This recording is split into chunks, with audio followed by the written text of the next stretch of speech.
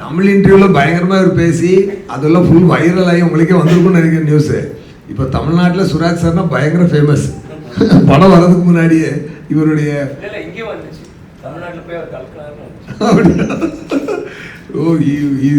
அது என்ன சொல்றது, அந்த இன்டர்வியூல ஷோமேன் ஆயிட்டார் கம்ப்ளீட்டா. நாங்கெல்லாம் அமைதியாகி இவர் பேசட்டும். இப்போ கேரளாவில் நான் வரும்போது பார்த்தேன், கேரளா வந்தா இவர் என்ன பேச போறா நான் பார்க்கணும்னு பார்த்தா எதுவுமே பேசாம உட்காந்துருக்கேன். பேசுங்க நல்லா.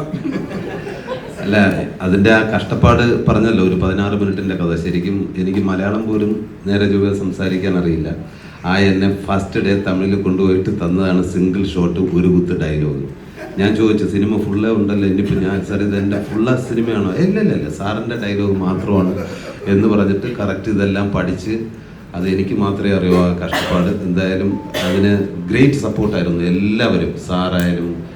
അതിന് ഞാൻ എന്തെങ്കിലും തമിഴ് അത് പറഞ്ഞിട്ടുണ്ടെങ്കിൽ അതിൻ്റെ ഫുൾ ക്രെഡിറ്റ് ആയിരുന്നു സാറിനാണ്. എപ്പോഴും എന്നോട് തമിഴിൽ സംസാരിച്ചുകൊണ്ടിരിക്കും. പിന്നെ എൻ്റെ ബിഗ് ഫാനാണ്. സോറി, ഞാൻ ഇദ്ദേഹത്തിൻ്റെ രണ്ടായിരുന്നാലും പറഞ്ഞല്ലോ സാർ. Thank you.